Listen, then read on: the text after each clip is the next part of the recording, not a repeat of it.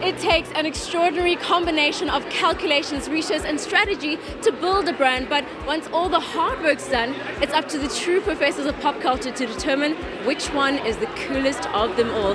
And at the Sunday Times Generation Next Award, it's the youth who get to give their stamp of approval. Nearly 6,000 youngsters aged between 8 and 22 were surveyed on which brands left lasting impressions. Africa has the world's youngest population. The 16 to 34 age group contributes to 53% of income. So the awards help brands look to their most valuable consumers as critics. It's important that brands realize how much spending power the youth actually has.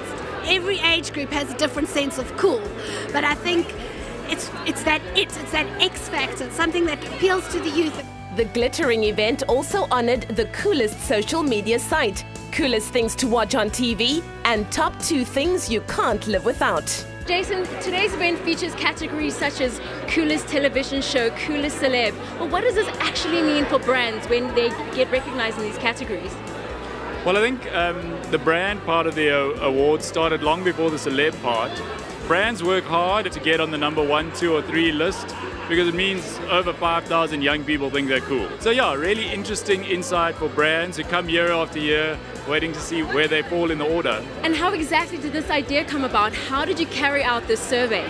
We run a youth marketing agency called HDI, and when we started the survey 10 years ago, it was just because there wasn't good data around, good information about what young people loved and what they didn't.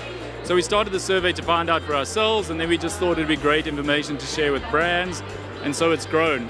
Youngsters and bloggers who have used social media to build their personal brands were in attendance, along with a few gleaming celeb guests who competed in the sports, music and television categories. We're nominated for an award that we won last year, which is really cool. It's one of my highlights for our career, which was the coolest music star.